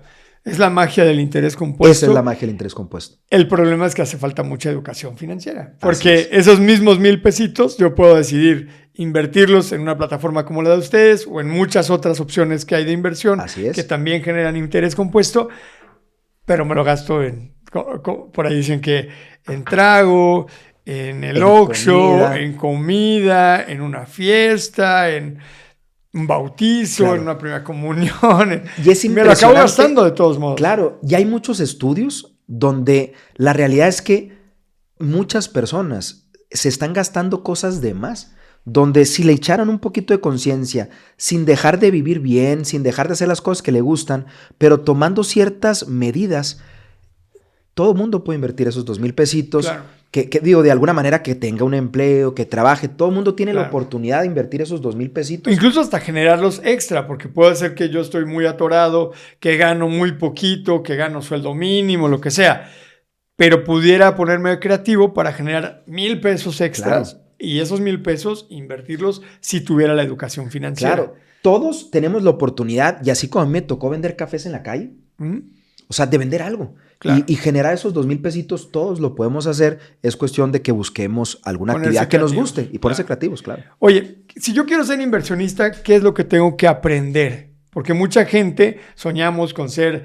libres financieramente, como lo eres tú y como lo es Darren y como lo es Darren Weeks, que hablabas mucho de él. Lo vamos a invitar al podcast porque es una persona increíble, es un empresario súper exitoso. Tremendo personaje. Es un súper personaje. Además es súper buena persona. Pero ya hablaremos de él. Tenemos poco tiempo, entonces no le vamos a meter mucho tiempo. A lo mejor lo invitamos al podcast. Cuando a él le toque. Sí, cuando a él le toque, que venga a contarnos su historia. Bien, entonces muchos soñamos con ser libres financieramente. Pero no es nada más de soñarlo. O sea, para ser libre financieramente tienes que invertir dinero, tienes que aprender a invertir. Y eso da miedo porque pues, uno no sabe si va a perder su dinero o no. Claro. Entonces, si yo quiero ser un buen inversionista y tener más oportunidades de ser libre financieramente, ¿qué es lo que debo de aprender? ¿Por dónde empiezo y qué tengo que aprender? Claro. Fíjate, me gustaría hablar, para hacerlo sencillo, pero algo de impacto que la gente lo pueda hacer, 3 cositas nada más. Okay. La primera es de hábitos. Es de mejorar mis hábitos. Ahorita a lo mejor no voy a pensar todavía en qué invertir, pero lo que tengo que hacer es que todos los meses me sobre lana. Entonces, lo primero que tengo que hacer es empezar a reducir mis gastos y no gastarme dinero en cosas que a lo mejor ahorita no necesito. Entonces son hábitos. Y a veces es difícil, pero es hábitos. Y es aprender a si voy a ir a comer a un restaurante, pues a lo mejor pido una cerveza menos, o a lo mejor no pido la entrada, o a lo mejor algo diferente, pero empezar a hacer que me quede dinero. O si voy 3 veces, voy 2. O si voy 2, voy 1 al mes. Exacto. Le bajo un poquito para que me sobre tantito. Para que me sobre tantito. Entonces, esa es la primera y es bien fácil, pero es tomar una decisión. Claro. La segunda es empezar a hacer un concepto que a mí me gusta mucho de pagarte primero. ¿Ok? ¿Qué significa eso? ¿Qué significa eso? Que cada vez que a ti te caiga una lana, no importa la que sea, que cada vez que a ti te caiga una lana, lo primero que vas a hacer es agarrar el 10 o el 20% y mandarla a otra cuenta de banco. Que no esté en tu cuenta en la que es todo mundo. Yo pido que tengamos 3 cuentas, al menos de banco, donde la primera es la de gastos, donde ahí tengo el dinero que me voy a gastar en el mes. Número 2, una cuenta para un fondo de emergencia, donde deberíamos de tener, si somos previsores, al menos 6 meses de nuestros gastos. Por ejemplo, si yo me gasto 10,000 pesitos mensuales, pues debo de tener 60,000 pesos ahí. Para contingencia. Para cualquier contingencia. Pero la lana que te tienes que pagar, ese 10 o 20%, es mandarla a la tercera cuenta, que es la cuenta de inversiones. Y esa no para se que toca. de ahí, no, y para que de ahí lo único que se va a tocar es para hacer alguna inversión. Entonces, si yo hago lo primero, que es empezar a reducir mis gastos, ser consciente de mi lana. Y número 2, empiezo a aplicar eso, que es pagarme primero, que es otra conducta que tenemos que hacer, te vas a sorprender que siempre vas a tener lana y que vas a tener dinero para invertir. Ok. Entonces, ese es el segundo punto. Y entonces, ahora sí el tercero es empezarte a preparar de alguna manera tú mismo para entender en dónde invertir. Y mi consejo aquí es, siempre para aprender en dónde invertir, tiene que quedarte claro 4 preguntas. La primera es cuánto tienes que invertir y estar consciente de los compromisos, porque a veces la inversión, por ejemplo, cuando compras un terreno, tienes que pagar una mensualidad. Claro. Y tienes que estar consciente que te tiene que alcanzar para pagar esa mensualidad y es la parte de lo que vas a invertir, ¿no? Número 1, ¿cuánto voy a invertir? Número 2, ¿cuánto voy a ganar? Y es empezar a buscar proyectos que te dejen al menos rendimientos del 12, 15, 20% para que tu dinero realmente esté generando. Por encima de la inflación. Por encima de la inflación. Número 3, ¿en cuánto tiempo recupero mi dinero? Mi dinero. Porque, por ejemplo, si tú vas a comprar un terreno, hay lugares extraordinarios donde puedes comprar terrenos, pero hay veces tienes que saber que esa inversión extraordinaria va a ser a 5 o 10 años y si tú lana la necesitas antes, pues a lo mejor no es la inversión, aunque adecuada es extraordinaria, adecuada para ti, pero puede ser adecuada para otras todo personas. El mundo más. Exacto. Entonces, a lo mejor tú tienes que pensar cuál es la adecuada para ti. Y número 4, ¿cuál es la garantía? Y en la garantía no nada más habla de 2 formas. No nada más la garantía, como por ejemplo en PM2 tienes la garantía que es la propiedad.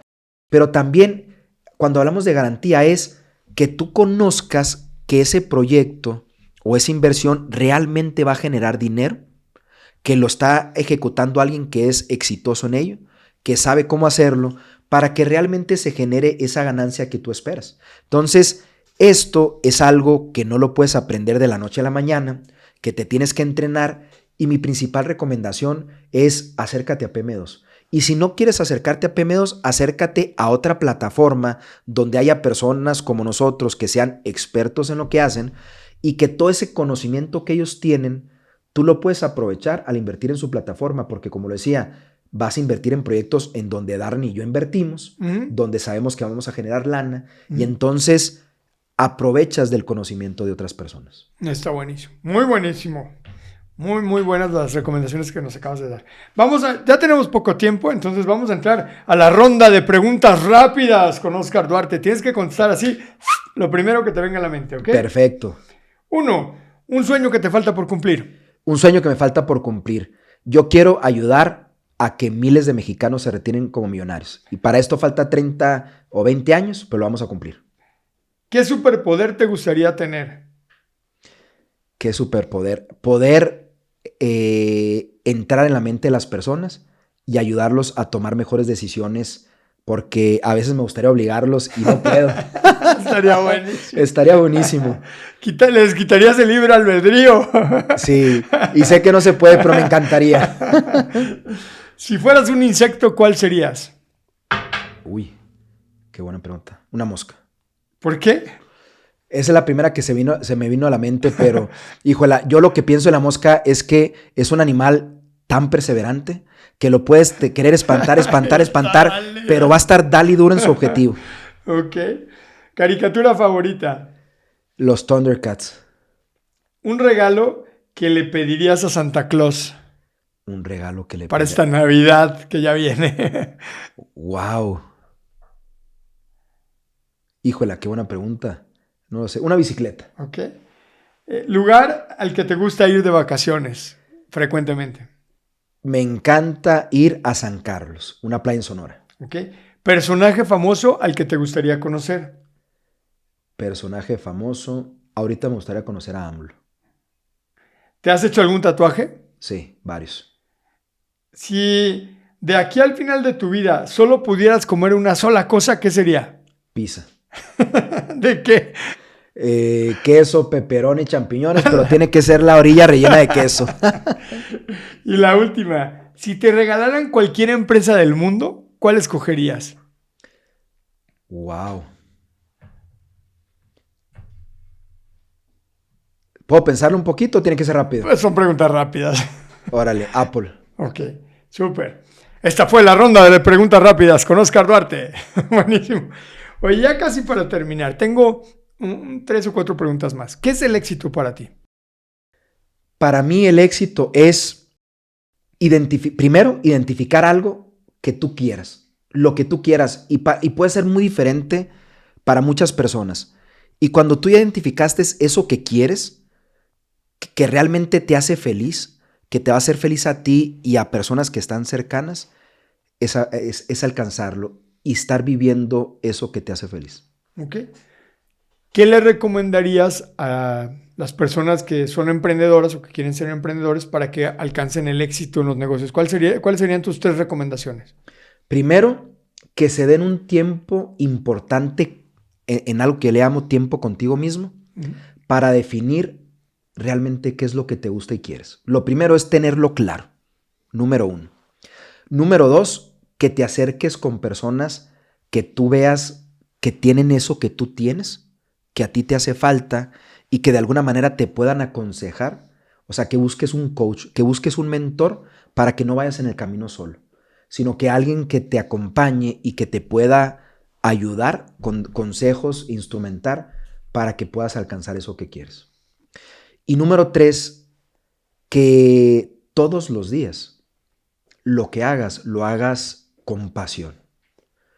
Y que lo hagas con una pasión, porque si tú lo haces con esa pasión, donde que no te importe el resultado inmediato, sino que estés disfrutando, que lo hagas con pasión, que realmente lo hagas con esas ganas, vas a disfrutar mucho ese camino que te va a tardar para llegar al éxito, pero no nada más vas a disfrutar cuando ya llegaste, sino lo vas a haber disfrutado todo el camino. Todo el camino, eso está muy bonito. ¿Cuáles son los 3 libros que sí o sí debe leer un emprendedor? El primero se llama, para mí, Cómo ganar amigos e influir en las personas. De Dale Carnegie. De Dale Carnegie. Sí. La Biblia de las relaciones personales. Y de las ventas también. Sí, es una está locura buenísimo. ese libro. Creo que ese es uno muy bueno para mí. Uno segundo que creo que es muy famoso, se llama Padre Rico y Padre Pobre. De Robert Kiyosaki. De Robert Kiyosaki. Y te voy a decir por qué. Porque de alguna manera es un libro que te ayuda de una forma muy rápida y muy sencilla a entender la importancia de cuidar el dinero. Y si es importante cuidar el dinero en tu persona, que es lo más importante, también es súper importante cuidar el dinero en la empresa. Por eso es que me gusta mucho el aprender esa parte básica. Y el tercer libro, yo creo que es el de Piense y hágase rico. Creo que es de Napoleón Hill. De Napoleón Hill, sí. Sí. Es un librazo. La verdad es que es un librazo, está difícil, está complejo, pero la realidad es que habla de muchas cosas muy interesantes que un emprendedor tiene que tener en mente. Muy buenísimas recomendaciones. Ya casi terminamos. Si tuvieras la oportunidad de tomarte un cafecito con alguien que admires mucho, vivo o muerto, ¿con quién sería? De tomarme un café. Fíjate que yo creo que lo haría con Henry Ford. Henry Ford. Y si solamente tuvieras la oportunidad de preguntarle una sola cosa, una sola pregunta, ¿cuál sería? qué es lo que tenía en mente para establecer, o sea, y qué fue lo que tomó en cuenta para establecer la misión que tenía, porque él decía que quería que algún día que todos los americanos tuvieran un carro.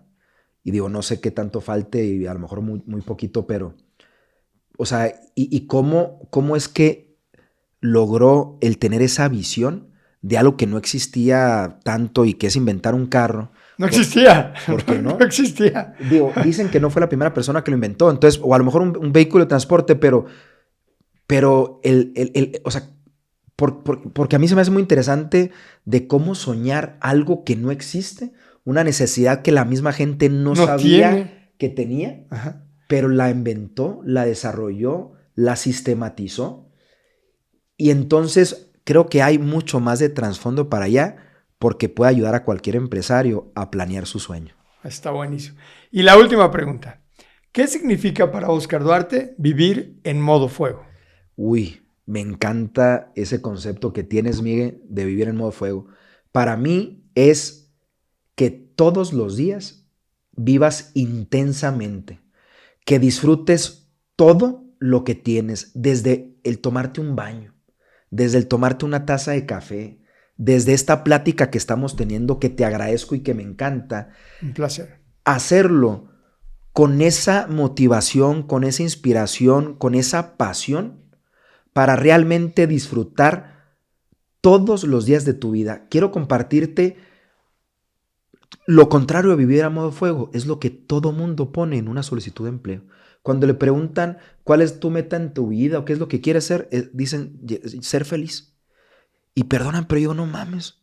O sea, ¿cómo que ser feliz? O sea, ¿qué necesitas para ser feliz cuando llegues a ganar tanto dinero, cuando llegues a tener un carro? Entonces, para mí, el vivir en modo fuego es con esas ganas, con esa pasión, para que realmente cuando voltees en unos 5, 10, 20 o 30 años a voltear para atrás, que digas, viví la vida intensamente, disfruté todo y lo dejé todo en la cancha y no me hace falta nada más por hacer. ¡Wow! ¡Qué bonita definición! Te agradezco muchísimo.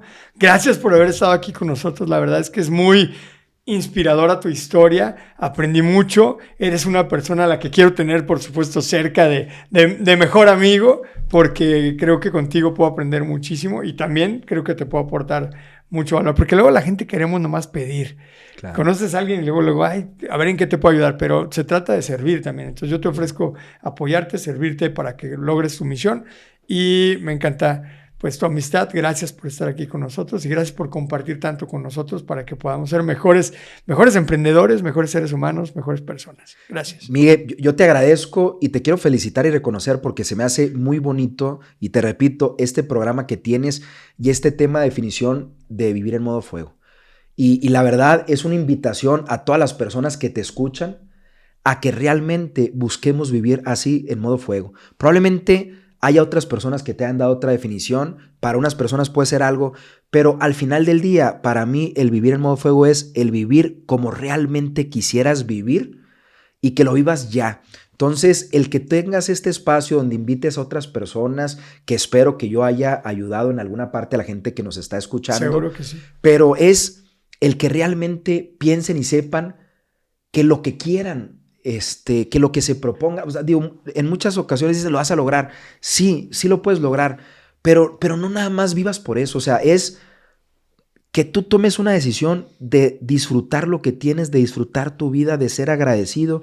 Y creo que este espacio ayuda a que la gente entienda qué es lo que quiere, al ver lo que han pensado otras personas, que definan, o sea, qué quieren, y que realmente lo busquen hacer, pero eso, disfrutando el camino. Entonces, yo te agradezco. Si algún día me vuelves a invitar, con mucho gusto. Me encanta. Hombre, un placer que vengas aquí las veces que tú quieras. Me encanta que podamos platicar y bueno, te agradezco que estemos aquí. Te felicito por lo que realizas y deseo que tengas muchas más sesiones como estas para que puedas inspirar a mucha gente con tu trabajo. Muchas gracias, muchísimas gracias.